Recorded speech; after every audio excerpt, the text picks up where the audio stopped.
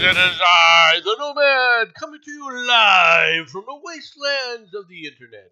Coming to give you once again the news of the day, news of the week, and the news as I see fit. All right. Good morning, everybody. I hope that you're all having a good day. But there's lots of news, lots of stories. Let's get to them. France's help backfires as battalion flees the front. A Ukrainian military brigade trained by French officers is now under official investigation following a series of controversies. On Tuesday, the Ukrainian Armed Forces announced that an inspection will be launched into the Anne of Kiev Brigade, a unit both trained and equipped by France to help counter Russian forces. Since its deployment to the front lines, the brigade has faced serious issues, including equipment shortages and a high rate of desertion. According to Ukrainska Pravda, a leading Ukrainian news outlet, Colonel Taras Makasovo, I'm not trying to butcher your name, I don't know how to pronounce it, Maxavio Mov, however you say it, I'm sorry. One of the brigade's commanders is reportedly involved in a scandal involving fake payments and extortion of his own troops. Out of the brigade's 5,000 soldiers, at least 1,200 have reportedly abandoned their posts, the media outlet revealed. In response to the report, Mikhailo Dapratrai, I'm not trying to butcher that name, commander of Ukraine's ground forces, has ordered a formal investigation. This is the first time the unit has come under scrutiny. Or this isn't the first time that the unit has come under scrutiny. Back in January, another brigade commander was accused of abuse of power and desertion. Now, does this surprise anybody? It shouldn't. Seriously, it shouldn't. Why would this necessarily surprise anyone that the French trained soldiers, all right, which isn't the Foreign Legion, mind you, would have problems? There is, especially if they're quote unquote equipped with French equipment. In World War I, at the beginning of the war, the best artillery piece was the French 76.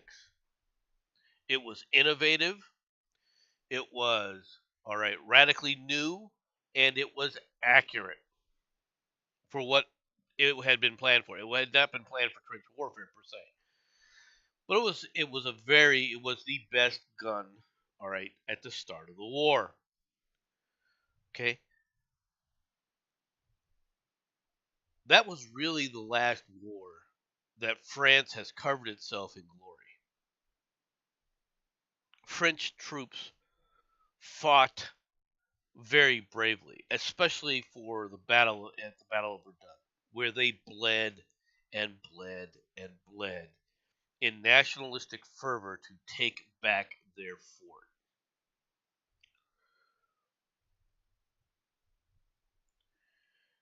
But that was the last time that the French were really covered in glory.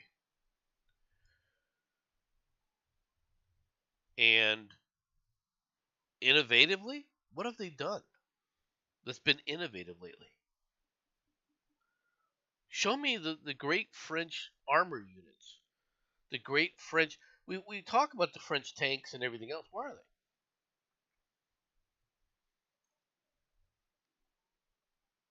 Why is it that there's no. They sent over to the Ukraine armored cars. And the first thing they found out about the armored cars was they don't stop Russian bullets. So they were useless for the role that they were expected to play. It's sad, but it's true.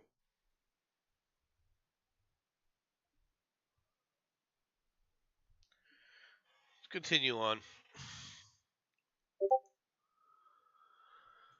Russia bans Amnesty International, which vows to redouble work on rights abuses. Moscow. Russia banned Amnesty International on Monday by classing it as an undesirable organization for backing Ukraine against Russia, drawing a rebuke from the group, which said it would redouble efforts to expose Russian human rights abuses. Founded in 1961, headquartered in London, Amnesty International campaigns for human rights across the world, including on the on behalf of those it designated prisoners of conscience. All right, Amnesty International is a bunch of crap because they don't give a shit about human rights.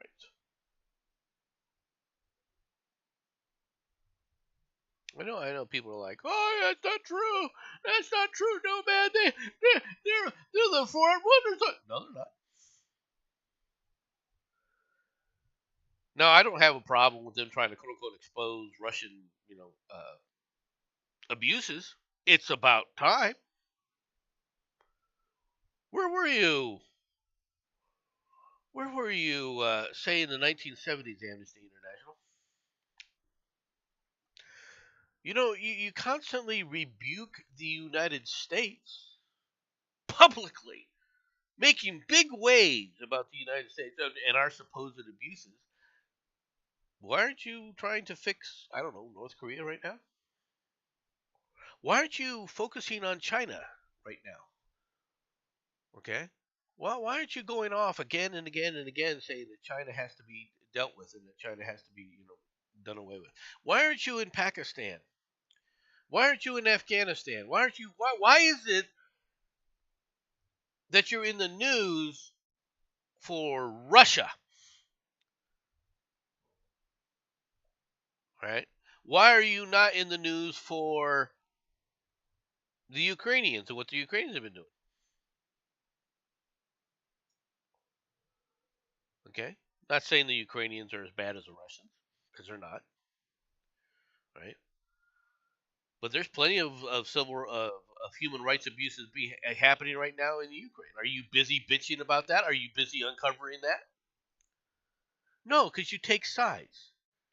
And the side you take is really easy to find. Find the leftist side, and that's the side that Amnesty International will report on. Every single time. Where are your reported abuses of what's going on in Mexico right now?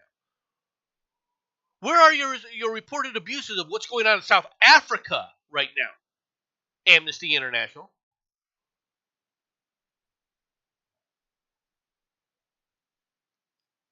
You're not a human rights organization. You're a leftist Marxist organization to create propaganda for the left. That's all they've ever been. They've never helped anybody. They've only sit up there and helped leftist propaganda throughout the world.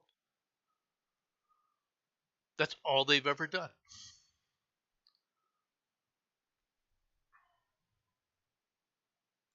Give me an example where they stood, okay, against rights abuses of a leftist organization in comparison to a right wing organization or a right leaning government. Just where is it? Where is it?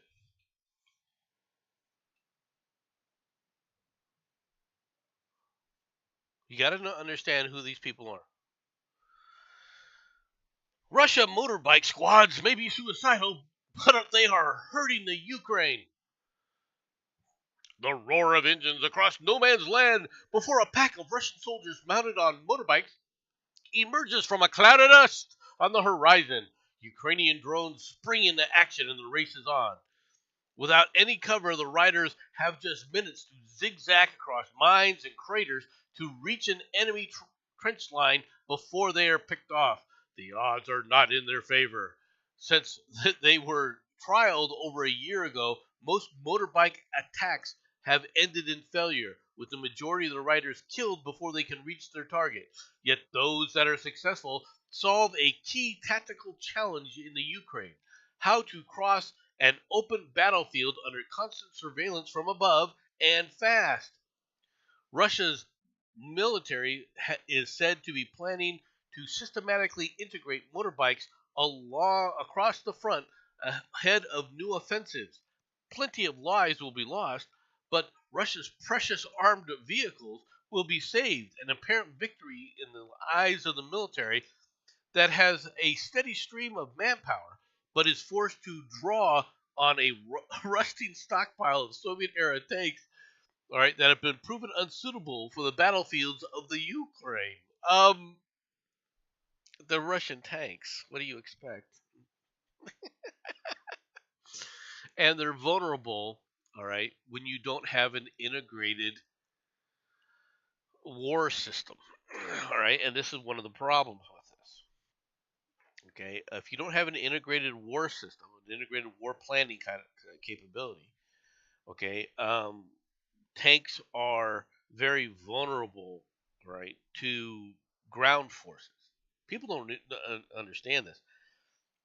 Armor, the days of the armored columns of the past, okay, during the World War II, when were they basically used? They were used against, all right, to punch holes in hard points, all right. But once the hole was punched, mainly by the infantry support as they went through it, they would get to the back and into the back lines, right, and where they would wreak havoc, okay, against logistical areas, right? They were the cavalry of the time, all right. They could move, hit, destroy the logistics chains in the back, create problems in the back that forced retreats. That's what they were used for. Armor on armor combat, which takes place later in the war, World War II, right, at Kursk, for example, all right, has a different role to play. All right. Now, tanks are also very effective when used with ground support infantry to help the infantry move in a support element.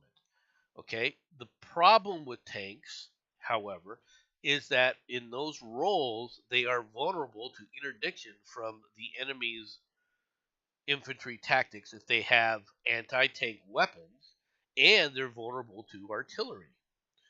All right, and this is where the issues are. Okay, if you control the air, if you have total control of the air, your tanks then become problematic for your own troops because they get taken out, and then your troops are left basically defensive. Right.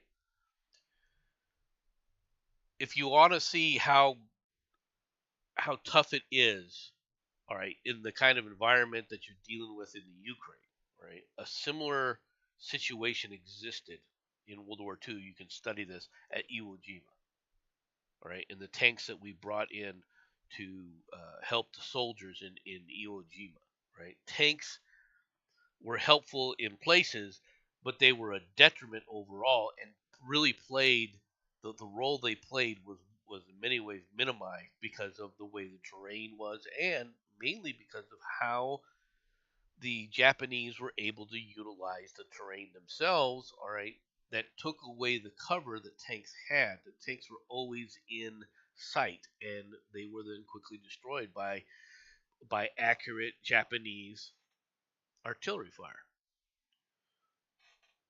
All right, let's take a look at live map for a second here. Alrighty, this is the live map of today. Okay, as you can see, it's the normal, drone attacks here. You also have a series of major drone attacks from the Ukrainians. Everyone is talking about the prisoner exchange, which is a start. Okay, but this is more worrisome.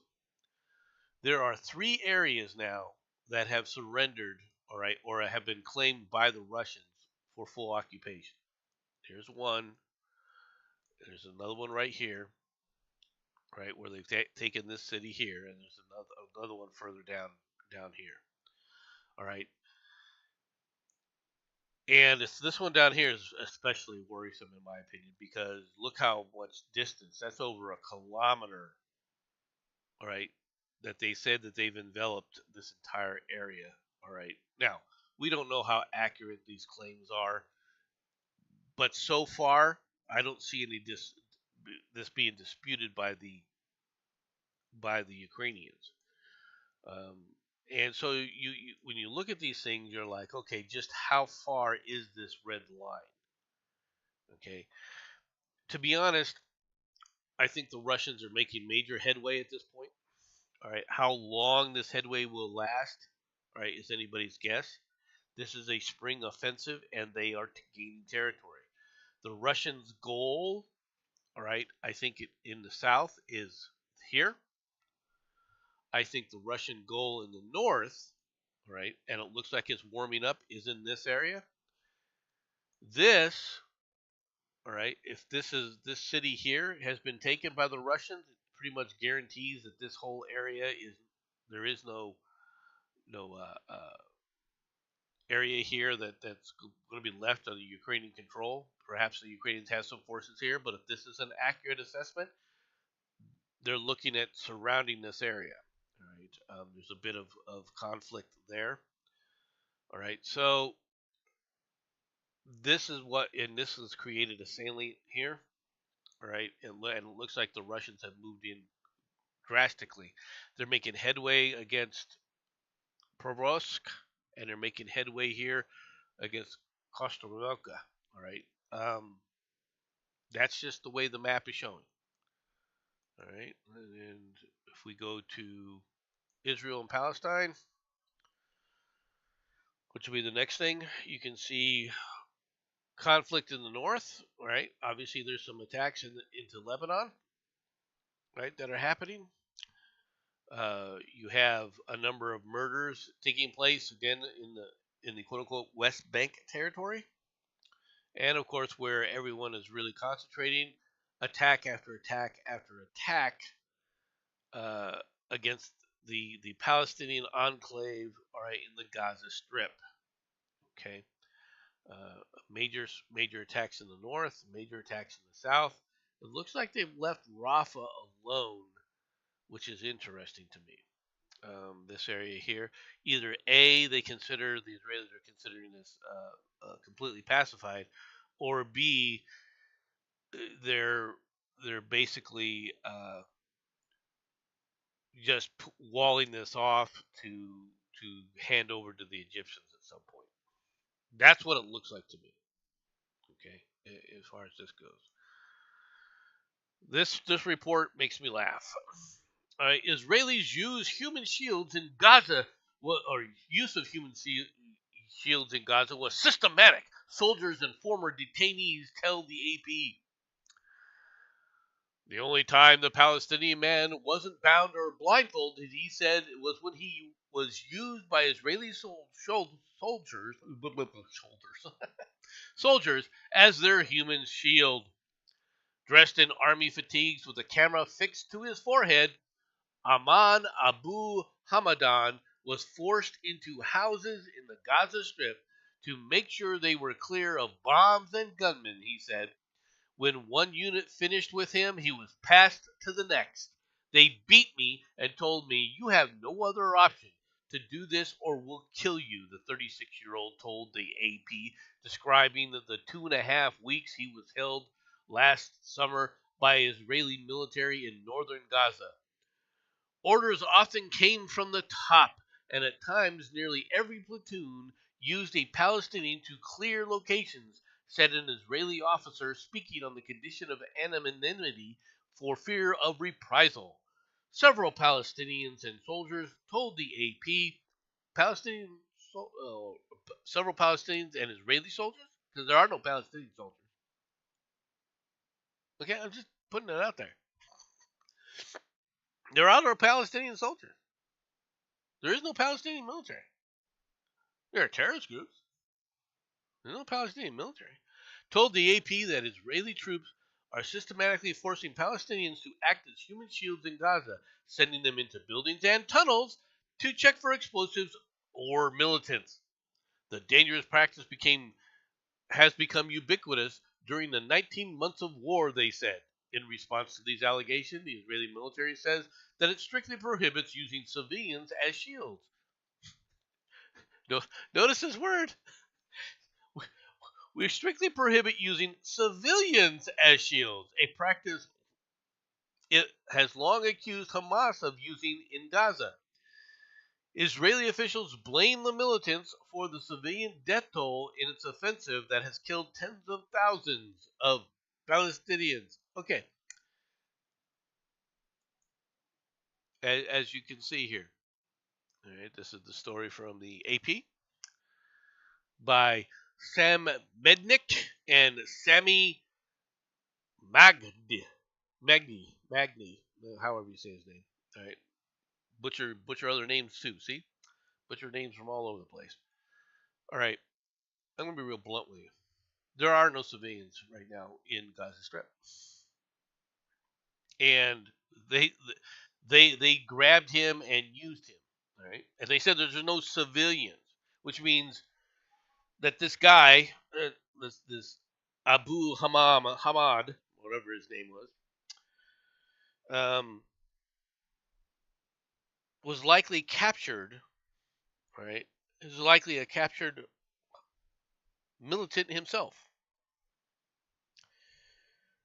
and I'm not justifying these tactics, but this is a war.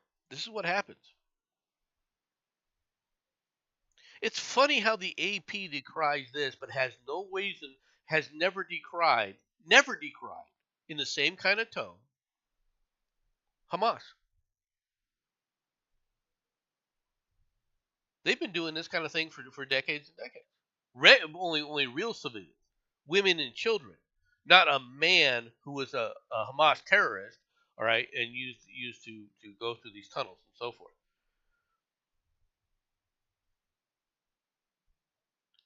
Well, it's the rules of war. And no, man, you don't understand it. The Geneva Convention is the rules of war. Let me ask a question for all these people who don't understand a few things. Is Israel a signatory to Geneva Convention? Are they fighting? Is Hamas a signatory to the Geneva Convention? How come if how come you're doing nothing to fix this? UN. You want me to condemn the Israelis for doing this?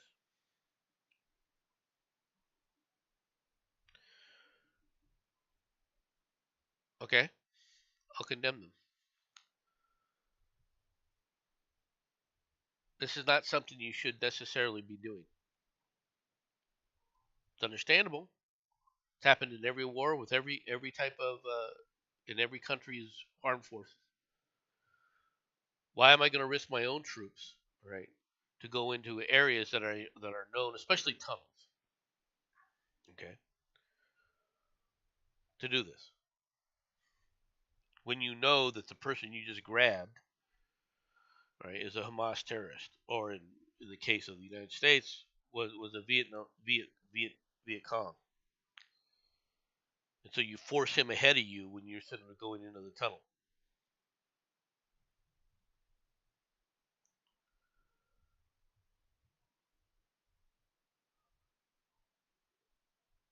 That's what happens. Now, do I agree with it? No. That's why we had things. We had specialized units called, or specialized troops that were called tunnel rats in Vietnam.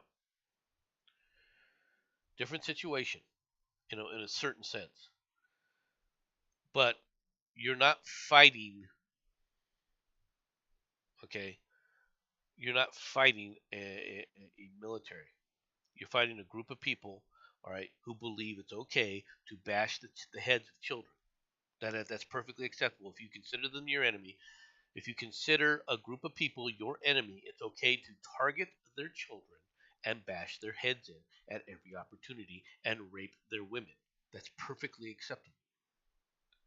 That's what they're fighting against. That mentality. Where the populace believes that. The Palestinian populace believes in that.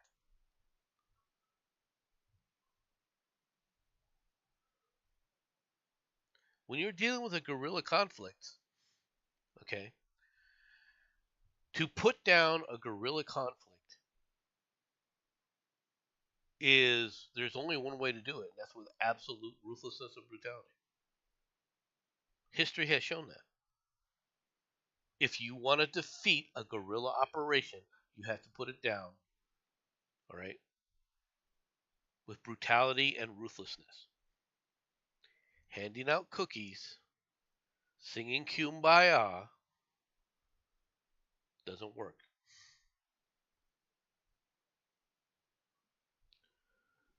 Just putting it out there, folks. Just putting it out there. I know a lot of people don't like listening to that, but it's true. As we go around the world, Spain orders Airbnb to block nearly 66,000 holiday rental listings over rule violations. Madrid, Spain. From Suman Nashmahadama.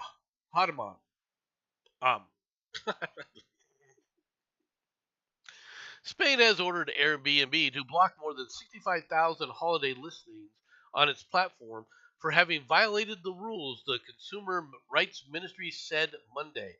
The ministry said that many of the 65,935 Airbnb listings it had ordered to be withdrawn did not include their license number or specify whether the owner was an individual or a company.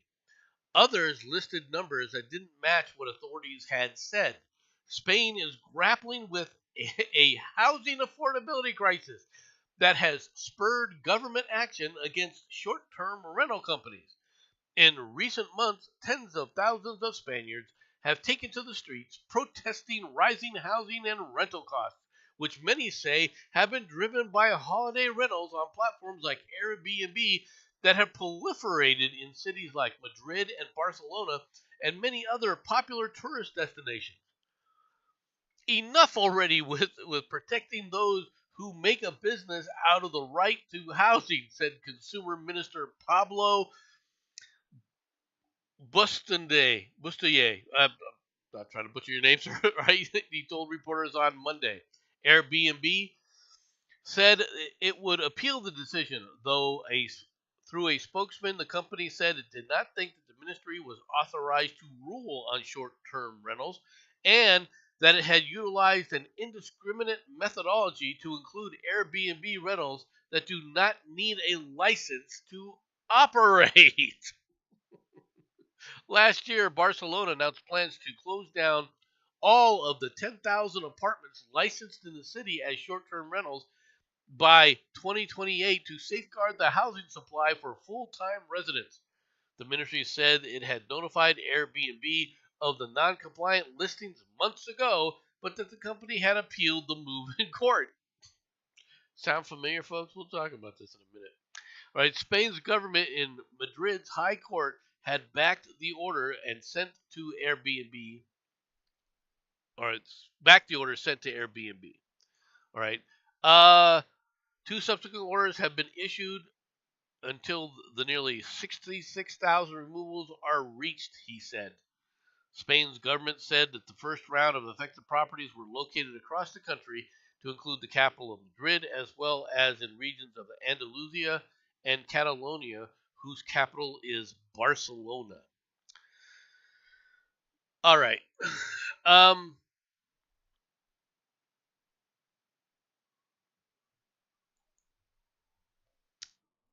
Is there a crisis, a housing crisis? All right. And are these Airbnb rentals becoming problematic? Yes and no. Okay. Why are people turning to Airbnbs? Let's be perfectly frank. Why are people turning to Airbnbs? The main reason is because of the cost of hotels and motels. Now, why are the cost of so much more expensive than a short-term rental that people can do? Across the United States, this is the same issue across the United States. Think about it. Why are they so expensive? Have you ever stayed at a hotel?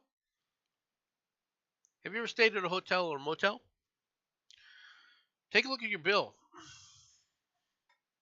Go to any major city in America, all right, and stay at a hotel, and then take a look at the bill. Okay, and what stands out immediately? The one thing that stands out immediately, when you take a look at your bill, is tax, tax, tax, tax, tax, tax, tax, tax, tax. This tax, that stats, this tax, that tax, this the occupancy tax, non-occupancy taxes, uh, state tax, city tax, whatever tax would go to it. In fact, every time a city wants to do something, one of the that's related to things like well, I want to put up a stadium, for example. Well, how are we going to pay for this stadium? Well, we'll just raise taxes on the people who are going to be staying around there for these stadiums. We'll increase the hotel tax, or we'll increase the rental tax on cars. That's how we'll pay for all this stuff. And so people are trying to, they basically are pricing the hotels and motels. They're pricing them out of the market. Literally, they're pricing them out of the market.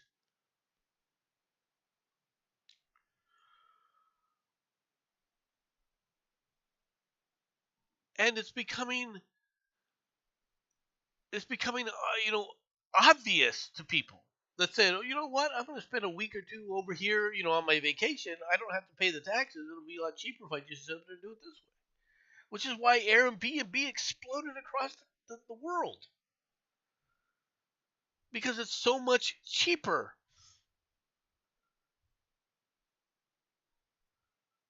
And so Spain is coming out. Well, yeah, but the people are buying up these things and they're putting people in them, and we're not getting it. It's not about, and I'm going to be real blunt. It's not about affordability for housing, because they don't give a shit. All these people protested. Oh, it's about affordability for housing. Blah blah blah. Won't make a difference. Will not make one iota of freaking difference, folks. This crackdown will not affect that problem in any way, shape, or form. What they're trying to do is really crack down on the fact that they're not getting rental revenue, they're not getting tax revenue into their governments. That's what this is. That's all this is.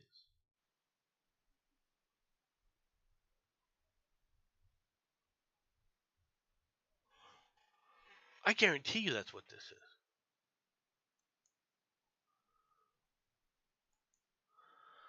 U.S. drone strike kills at least 6 suspected Al Qaeda hideout in Yemen. U.S. drone strikes overnight targeted a suspected Al Qaeda hideout in Yemen's southern province of Abyan, right, killing at least 6 people, a Yemeni military official told Zinhao on Saturday. The strikes hit the mountainous Marrakesha area in eastern Abyan late Friday, the official said, speaking on the condition of anonymity. All those killed were believed to be members of an Al Qaeda in Arabian Peninsula, all right, the Yemen-based branch of the militant network. The operation was carried out in coordination with Yemeni government officials, the official added. The targeted site was reportedly served as a launch point for attacks against government forces and recent bombing operations in the province, according to the source. However, conflicting accounts have emerged. A local tribal leader confirmed 2 overnight drone strikes, but claimed that they targeted tribal elements not affiliated with Al Qaeda. There was no official statement from the Al Qaeda regarding the incident. Abyan has been a key battleground in Yemen's counterterrorism efforts since 2022. Forces from the pro-government Southern Transitional Council, backed by government troops, have sought to root out Al-Qaeda fighters entrenched in remote areas. Government officials say the group continues to operate active cells in the region, often targeting security personnel with improvised explosive devices. Yemen's long-running civil war, which began in 2014 when Houthi group seized the capital of Sana'a, all right, has allowed extremist groups like Al Qaeda to exploit the power vacuum. The conflict has killed hundreds of thousands and pushed millions to the brink of famine, according to the United Nations estimates. Not that anybody cares about the UN's estimates on anything. At least I don't care about the UN's estimates on it. It is interesting that we're trying to wipe out Al Qaeda in Yemen, right? So why is that an issue? All right, Al Qaeda is ostensibly a Sunni tribal group, closely aligned, by the way, probably to several elements within the Saudi Arabian government. And I'm not going to exaggerate that. Right? I'm not going to sugarcoat it, rather, for anybody. Right? This is an operation that was basically a you've gotten too big for your britches, so the Saudi Arabians turned you over. That's what this was. That's what I suspected this was. All right, it's the Saudi Arabians basically saying, okay, you guys should stop being allies. You guys are a problem. All right, why? Because we now have a deal with the Houthis, all right, to stop launching rockets into the ocean. And if you notice, the Houthis have basically stopped freaking launching rockets all around after we sank several Iranian ships, right, that were accused of carrying munitions to them to be able to launch the rockets. Basically, they've run out of ammo. And Yemen at this point is now at a point where it's like, okay, we were serious enough to say we're going to bring in heavy bombers and we're going to bomb the holy crap out of you guys until you stop doing it. It's the only thing it's the only thing that this group of people understand.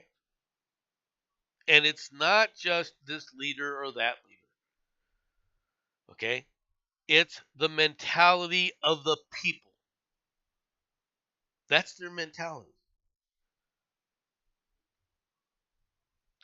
So a pinpoint strike like this seems to be very effective as far as taking out Al Qaeda. Okay. Basically, the Saudi government is trying to rein in these elements and take full control over them. They're only reining them in for now, by the way. This is only a temporary thing. This region's going to be a bad region forever until people get serious and start facing the fact that the problem is the people.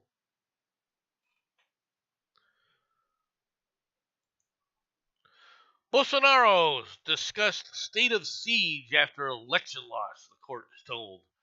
Former Army commander told Brazil's Supreme Court Monday that he attended a meeting with Jair Bolsonaro where a state of siege was discussed as a possible means of overturning the far-right president's election defeat. General Marco Antonio Ferreira Gomez, or Gomez, I'm not trying to butcher your name, sir, all right, who was an army commander under Bolsonaro, was one of the first witnesses to testify in an initial phase of a long anticipated trial of Bolsonaro on coup charges after leftist Luiz Inácio Lula da Silva's election victory in 2022. But before he was inaugurated as president in January of 2023, Gomez said he took part in a meeting with Bolsonaro where the possibility of declaring a state of siege was discussed. I warned him that he would have serious problems with the judicial implications, the general said of that discussion. Bolsonaro, 70, is accused of having conspired to hold on to power regardless of the outcome of the 2022 election, which he narrowly lost to Lula. Okay, let's start with some problems here. All right, first of all, so people around started sort of floating ideas, and they told him that you better not do this. Oh, heaven forbid. Oh, it was a coup attempt. Well, personally, I would like to know why people think that a corrupt leftist official who Da Silva is, All right, all you got to do is take a look at the man's record. The man is as corrupt as hell, which is why Brazil is freaking spiraling into a disaster right now. It's you keep electing these officials that talk about, oh, we're going to help out the poor, and the only poor people who really get helped out are themselves, because when they say they're going to help out the poor, they're talking about helping out themselves. They're going to help themselves to the treasury of the country. They're not going to fix anything. When things become tough, they're not going to try and fix things like the gangs that are controlling the favelas and so forth. Because that's who leftists are. Leftists don't give a shit about that. They don't care about the people. They only care about themselves. It's the way the leftists have always been. Bolsonaro, not saying he's a good guy, because he's not. But at some point, there's going to have to be some understanding of what you're dealing with there. In order to really fix such a beautiful country as Brazil, you're going to have to come to a conclusion that there's going to have to be more serious action taken against the corruption and against the elements. And as long as the people continue to accept corruption as a natural part of the life down there, Bolsonaro's are going to rise up, Silva's are going to rise up, and the people are going to suffer. That's the reality. And Greenwald, you're just a part of it too. You're just as corrupt as the other leftists down there. Don't try and act like you're something that you're not. Okay? From the smoking gun. An ex-con who spent nearly 20 years behind bars has been arrested for allegedly using a drone to drop contraband, into a Florida prison yard, according to court records. Investigators charge Khalid Ash, 46, right, flew drones over the Martin County institution around 2:45 a.m. Wednesday. The lockup houses about 1,500 male inmates. Due to a rash of recent pre-dawn drone drops at the prison 8 times over the past 2 weeks, detectives began patrolling the area around the Indian Town facility. The prison drone detection system had identified a common flight path followed by DJI brand drones suspected of delivering contraband like phones and cigarettes. On May 21st, investigators spotted a drone in between the prison and the work camp and followed it to a landing spot atop an SUV that had been parked on the side of a nearby road. As the drone descended toward the vehicle, Ash, dressed in all black, exited the SUV and was subsequently detained for questioning. Some of the drone flights had been covered by black tape to conceal how lit the drone would be at night, cops noted, adding that the drone was outfitted with a payload release lever. Ash, seen above, told cops that he had been in the area of the prison to practice flying his drones, as there is no traffic, and claimed to have only been in the prison's vicinity once over the prior 2 weeks. However, Ash's car was detected there by law enforcement databases like traffic cams and license plate readers on numerous occasions since late April. During this period, when contraband drops were discovered by jailers, the prison's drone detection system showed DJI model flying in the same path it used this week by Ash, while Ash claimed that, noting that nothing was attached to the lever system that allows packages to be dropped by the drone. Police concluded there was probable cause to charge him with an attempted introduction of contraband into a correctional facility and flying a drone over a prison. Illegal items introduced into the prison would benefit a criminal gang inside of the prison, as gang members are known to use contraband, all right, to establish their control, cops said.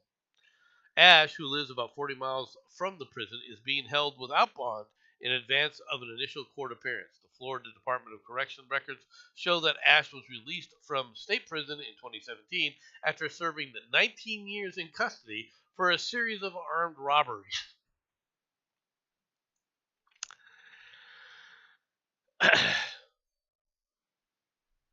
Okay. Just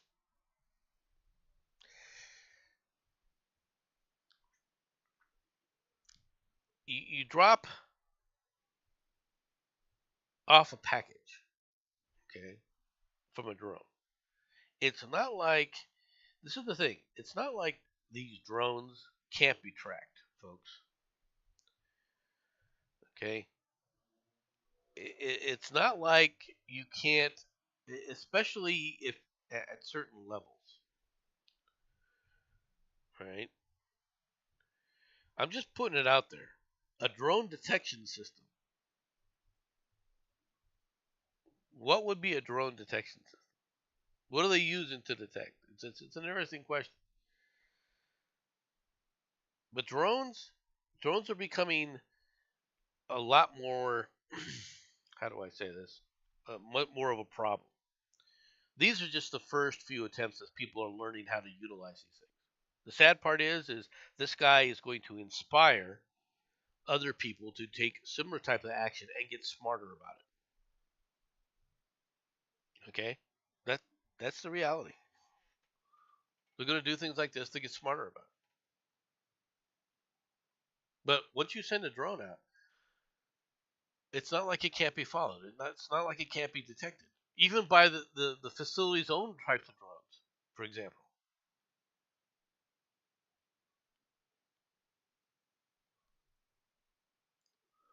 Just putting it out there. New intelligence suggests Israel is preparing for a possible strike on Iranian nuclear facilities, U.S. officials say. When haven't they been planning an attack on their facilities? This has got to be one of the dumbest freaking comments I've ever seen. U.S. has obtained new intelligence suggesting that Israel is making preparations to strike Iranian nuclear facilities, even as the Trump administration has been pursuing a diplomatic deal with Tehran. Multiple U.S. officials familiar with the latest intelligence told CNN. Such a strike would be a brazen break with President Donald Trump, U.S. officials said. Like, like you think the Israelis give a shit about Donald Trump? The chance of an Israeli strike on an Iranian nuclear facility has gone up significantly in recent months, said another person familiar with U.S. intelligence in the issue. And the prospect of a Trump negotiated U.S. Iran deal that doesn't remove all of Iran's uranium makes the chance of a strike even more likely. Basically, the Iranians are being told, you know, we're gonna hit you. All right, everybody knows that they're going to do it to try and prevent the Iranians from using a nuclear weapon. And the reason for that is because the Iranians will use a nuclear weapon as soon as they get a hold of one. All right? They have every intention of using a nuclear weapon.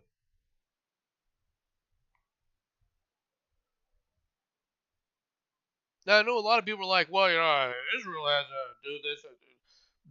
Israel has nuclear weapons, and it is a deterrent, but it hasn't deterred the Arabs from actually throwing a nuke, or I mean, from attacking them. And hasn't truly if it hasn't truly deterred them from attacking, okay, Iran with a nuclear weapon is going to go full bore in an attack. That's that's the plan because they can now say we're shielded from anything, or we'll threaten to throw a nuke. Well, as a deterrent, it only works if people are deterred from attacking you.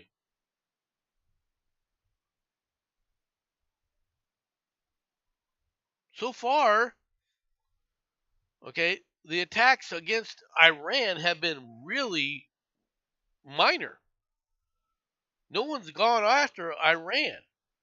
So if you think that the kind of attacks that Iran is doing is going to change and that somehow Iran is no longer going to suffer these other attacks, no, they're going to suffer the same attacks. At which point Iran is going to be told they have to throw a nuke. The Iranian people are going to be like, well, wait a minute here. We have a nuclear weapon. Why aren't you using it? They're going to demand the nuke be thrown. That's the best case scenario. They're going to throw a nuke, folks. They're going to throw a nuke.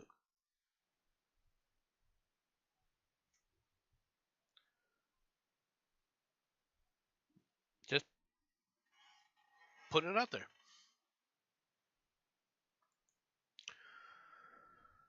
Runway lights weren't working as pilot tried to land at the foggy San Diego airport before the fatal crash. Now, luckily, nobody on the ground was killed. The people, unfortunately, in the plane were. The runway lights were out, a weather alert system wasn't working, and there was a heavy fog at a San Diego airport when a pilot who had flown across the country made the decision to proceed with the landing, but came up short and crashed into a neighborhood, likely killing all six aboard. I mean, it didn't likely kill them, all right? It killed all six aboard. All right. Investigator Dan Baker of the National Transportation Safety Board said officials will work over the next year to determine what caused the Cessna 550 citation, all right, to crash just before 4 a.m. Thursday. The jet was carrying a music executive and five others. No one in the neighborhood of the U.S. Navy housing died, but 8 people were treated for smoke inhalation after the fiery crash and non life threatening injuries. The pilot acknowledged the weather conditions for landing at the small airport were not ideal and debated diverting to a different airport while discussing the visibility with an air traffic controller at the regional FAA Administration Control Tower, according to audio of the conversation posted by liveatc.net. The FAA had posted an official notice for pilots that the lights were out of service, but were not known. But it's not known whether the pilot had checked it. He hadn't discussed the lights being out with the air traffic controller, but was aware that the airport's weather alert system was inoperable. Ultimately, the pilot is heard as saying he'll stick with the plan to land at the Montgomery Gibbs Executive Airport. Okay, I have flown into San Diego, all right, several times, and even with a commercial airport, San Diego International, it's a scary kind of landing, okay, because you are literally looking to the left out your window or to the right out your window, and you can see houses at your level as you're descending through these corridors.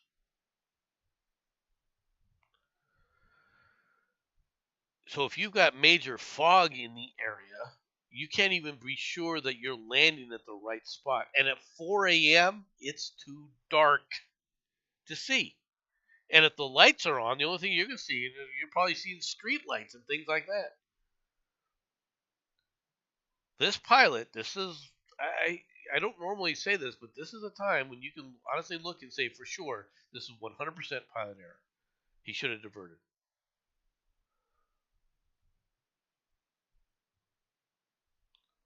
He should have diverted.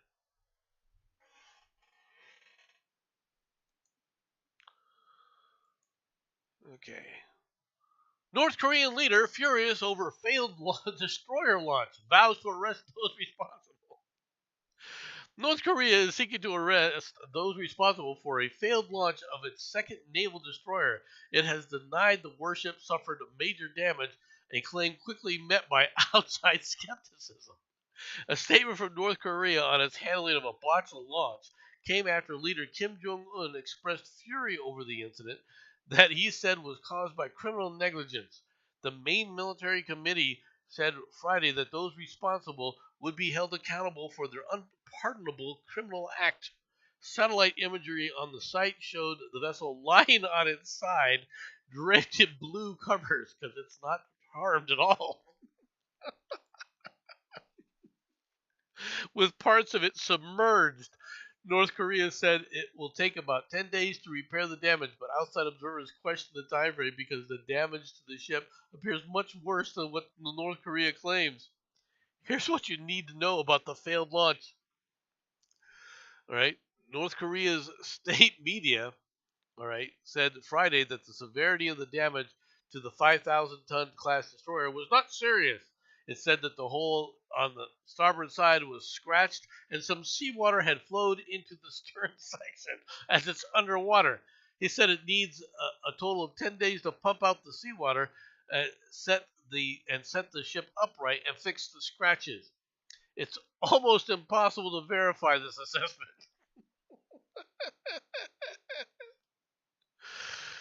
According to the North Korean crowd, the destroyer was damaged when a transport cradle on the ship's stern detached early in the launch ceremony at the northeastern port of Chongyun on Wednesday. Moon Kyun Sik, a naval expert who teaches at Seoul Hanyang University, said North Korean workers are probably not familiar with launching 5,000-ton class warship, which is a few times heavier than its existing main Navy ships. Observers say that North Korea tried to launch destroyers sideways, a method that is never used for warships, although it has previously been employed with big cargo and passenger ships. Compared with those non military vessels, Lee said, it would be more difficult to maintain balance with the destroyer because it's equipped with heavy weapon systems. He suspected the North Korean scientists and officials who did not factor that in, right, or did not factor that in. The damaged ship is assessed as the same class as North Korea's first destroyer, launched with great fanfare last month with a floating dry dock at a western shipyard. Who's building destroyers for North Korea? You guys are idiots. You guys are absolute idiots. Back to America. Crypto investor allegedly tortured captive Italian businessman with a chainsaw for weeks in a luxury New York City pad in a sadistic scheme to gain password. A cryptocurrency investor from Kentucky is suspected of torturing an Italian businessman with a chainsaw in a sadistic weeks-long extortion attempt to gain the password for his accounts at a ritzy Manhattan apartment before the captive made a daring escape. John Wolitz, 37, was arrested after the bloodied and bruised businessman, a 28-year-old, broke out of the Soho home of horrors Friday morning, ran to a police officer, and said he'd been held prisoner for more than 2 weeks. Cops rushed to the luxurious Prince Steed pad, which Wallace was allegedly renting for roughly $30,000 to $40,000 a month, and discovered multiple Polaroid shots showing the businessman being tied up with an electrical cord and tortured, including one of him bound to a chair with a gun pointed at his head. Since being taken captive, the businessman was bound with an electric cord, tased while his feet were put in water, pistol whipped, forced to take cocaine, and threatened to have his limbs cut off with an electric chainsaw, sources said. The nightmare erupted over a dispute over cryptocurrency in which the suspect allegedly tried to extort millions of dollars from the man by unleashing a litany of horrific tortures, according to the sources. The man was rushed to Bellevue Hospital for treatment, while cops arrested Waltz, all right, who was expected to face an assault charge. You're not going to charge him with with all the rest of this? A second person, 24-year-old Beatrice Fulci of Manhattan, was also arrested and charged with first-degree kidnapping and first-degree unlawful imprisonment. Okay, so at least they are charging. Oh my God! Other people believed were employed by Watts, who is a crypto entrepreneur investor, were waiting to be interviewed by police. The ordeal began on May 6th when the businessman arrived in New York City from Italy and went to meet Waltz, with whom he had apparently had past business dealings, said sources. When the man went to the posh pad, the crypto big shot snatched his passport, tied him up. The man suffered days of tortures that were documented by Polaroids. Are you people stupid? Why would you take unless you were trying to hold him for ransom? Right, that's the only thing I can try and say. Meanwhile, another U.S. wonderkin. A U.S. man arrested over a pepper spray attack at a mall near Tokyo. A U.S. national was arrested Saturday on suspicion of assault after allegedly releasing pepper spray in a parking lot at a shopping mall in the Chiba prefecture near Tokyo, injuring more than 40 people, local police said. The incident began with a dispute over cigarette smoke during which the suspect, Lin Eric Yunju, used pepper spray that was in his car, the police said. He has admitted to the allegations, with investigators quoting him as saying that he was attacked as well. A 51-year-old described the 51-year-old described consultant who lives in the prefecture is accused of spraying two men aged 69 and 72 in the face around 2:40 p.m. Friday in the parking lot of Aeon Mall, Chiba Newtown in Inzai. According to the police, a total of 44 men and women complained of sore eyes and throats, 12 of whom were taken to the hospital by ambulance. None of the injuries were life threatening. Um,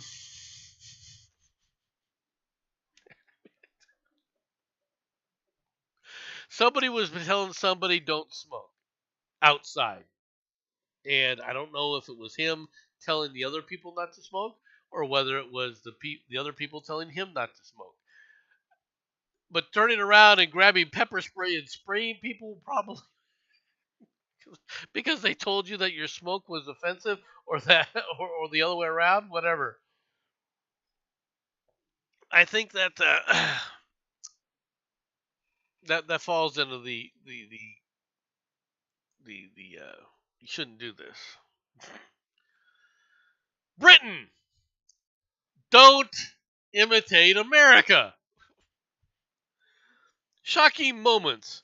La Boo Boo, okay, brawl breaks out with shoppers desperate for the must-have furry toys, hurling punches at each other as suppliers step in to ban sales in the UK. A mass brawl has broke out between a group of shoppers who are trying to get their hands on the viral Labubu monster toys. Shocking footage shared on social media shows several men hurling punches at one another as security guards and others desperately try to separate them. The group had supposedly been trying to purchase some Labubu dolls at an outlet for Pop Mart, which makes the gremlin-like bag charms in Stratford Westfield shopping center when the brawl ensued. It's not the first time that the Labubu plushies have sparked violence among fans at the furry fashion accessory, with one woman also telling the BBC she witnessed a fight between a worker and a shopper in the same store. Pop Mart, a Chinese toy store for adults, has since announced it would be pulling all Labubu plushies from its 16 UK stores until June to prevent any potential safety issues.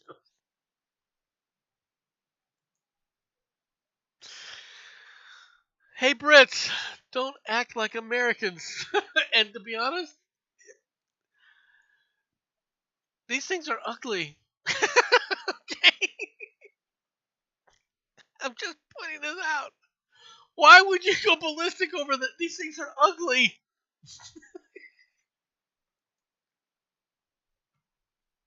I don't understand you people. Oh my God. Ashley Bushy, 32, said she spent more than £1,000, right, which is about $1,500, so somewhere around there, on 13 Labubu toys and countless hours scrolling on TikTok Shop, Vinted, and Facebook resale groups to expand her collection. You're insane.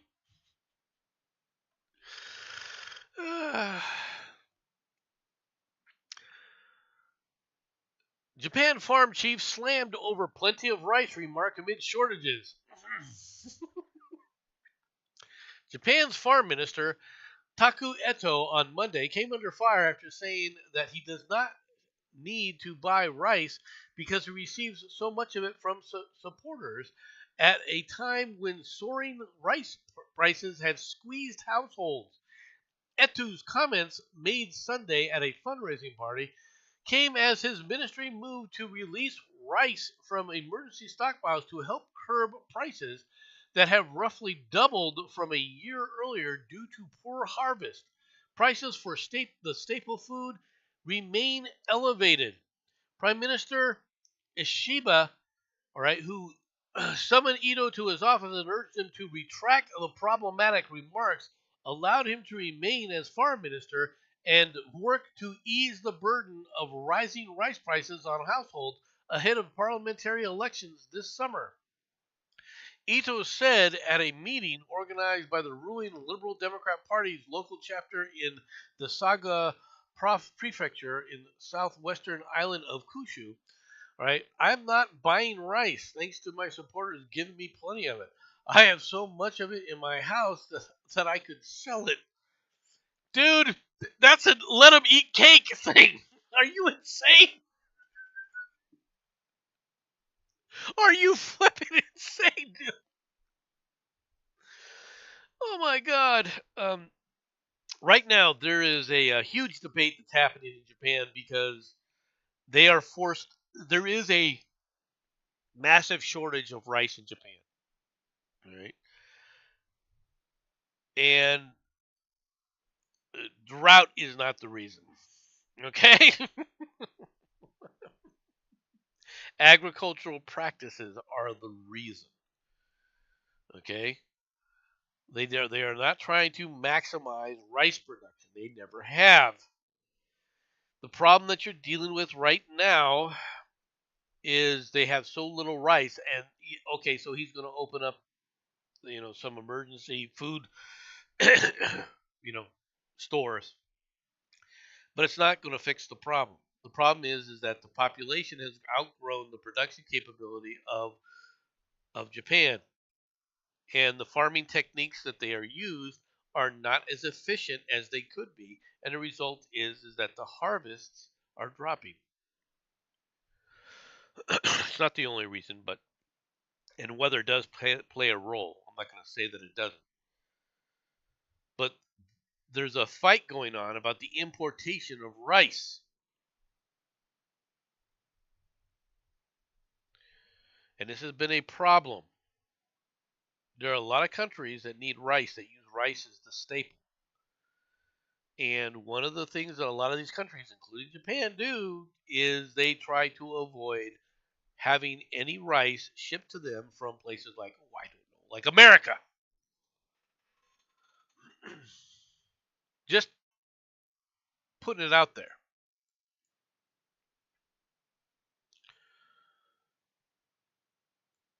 Here's an opinion piece by Jonathan Turley, one of the people who I think is an idiot. Okay, but he's not wrong about this. This week, the Supreme Court continued to deliberate over what to do with the growing number of national or universal injunctions being issued by federal district courts against the Trump administration. The court has long failed to address the problem, and the so called chronic injunctivitis is now raging across the court systems. Justices have only worsened the condition by conflicting and at times making incomprehensible opinions. Both Democrat and Republican presidents have long argued that the federal judges are out of control in issuing national injunctions that freeze the entire executive branch for years on a given policy. For presidents, you have to effectively sweep the district courts 677 to 0 if you want to be able to carry out any controversial measure. Any one judge can halt the entire government. Under President Barack Obama, Justice Elena Kagan expressed outrage over injunctions in public comments at Northwestern University School of Law. Kagan lashed out at the obvious forum shopping by then conservative advocates to get them favorable courts, insisting it cannot be right that one district court judge can stop a nationwide policy in its tracks. But you had no problem doing the same freaking thing time and time and time again to the Bush administration. All right? To the first Trump administration. Again and again and again. And it's because the judiciary is out of control. And leftists, their way of introducing their social changes comes not through legislation, it comes through the courts. So if you think leftists, including this bitch Kagan, is ever going to sit up there and crack down on that, you're out of your freaking mind.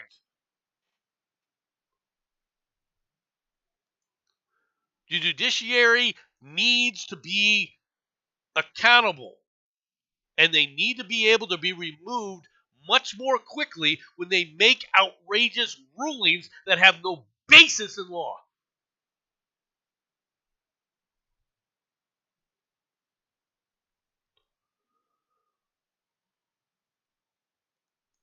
Now, there's a lot of people talking about several things that I'm not talking about because it's covered everywhere else. So I'm going to talk about things that aren't being covered by people. Pete Hegseth says West Point professor who resigned over the Trump administration's education overhaul will not be missed. The West Point professor's resignation over educational shifts, brought in part by the Trump administration, drew a scathing comment from Defense Secretary Pete Hegseth. The West Point philosophy professor Graham Parsons announced his resignation Thursday following a 13-year tenure with the academy. Hegseth quickly took to social media, voicing his opinion after the departure. "You will not be missed, Professor Parsons," Hegseth wrote in a response to Parsons' resignation. In a New York Times op-ed, all right, Parsons said he's departing at the academy as the academy is rapidly shifting from its educational principles, in part due to the Trump administration. "I am resigning after this semester from my tenured position at West Point after 13 years on the facility. I cannot tolerate these changes, which prevent me from doing my job responsibly, and I am ashamed to be associated with the Academy in its current form." All right, this guy is a leftist creep, all right, who is not there to teach anything. He was there to indoctrinate, all right, DEI, and that was his priority.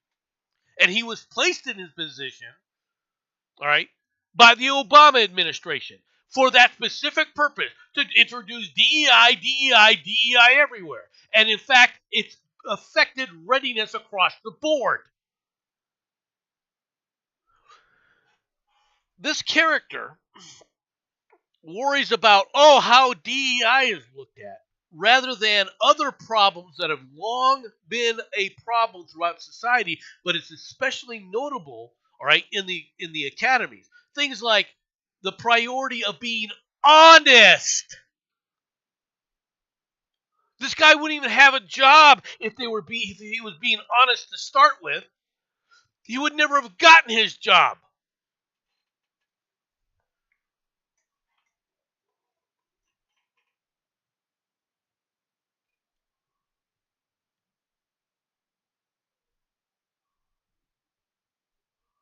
And yet this asshole, I'm gonna live. I'm gonna sit there and make my, and who's gonna hire him now? Oh, there's some leftist organization I'm sure that'll hire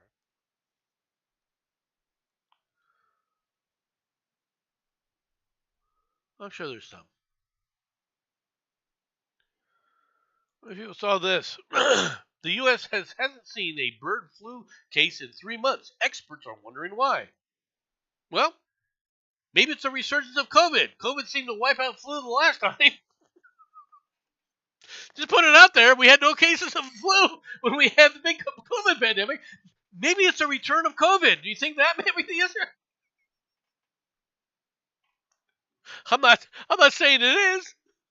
All right, and I'm not trying to say any of the rest of this stuff. I'm just putting out that these were things that were reported back then. Health officials are making a renewed call for vigilance against bird flu, but some experts are puzzling why reports of new human cases have stopped. Has the search for cases been weakened by the government cuts?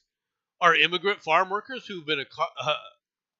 accounted for, who have accounted for many of the U.S. cases, are they more afraid to come forward for testing amid the Trump administration's deportation push?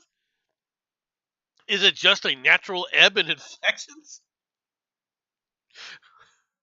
We just don't know. We just don't know. Isn't that great? We just the CDC working its thing. A registered sex offender who calls himself Masturbator has again been arrested for indecent exposure, this time in a grocery store in Seattle, Washington. Described as a prolific public masturbator by prosecutors, Keenan Person, 46, was collared earlier this month after being observed by witnesses openly masturbating in front of numerous members of the public, including children. When confronted by the cops, Pearson reportedly confessed that he was stroking inside the store. He has an extensive rap sheet, including convictions for assault, voyeurism, burglary, domestic violence, possession of a deadly weapon, multiple convictions for indecent exposure. The guy is.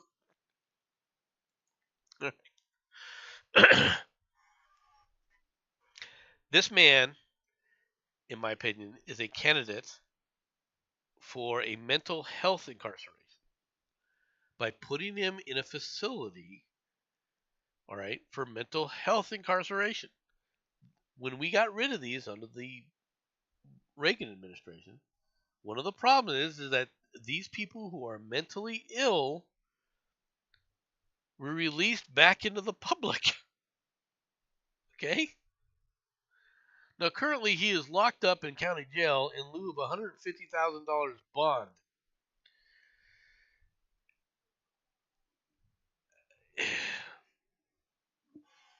Degeneracy has spread, folks. It's spread a long ways. It really has.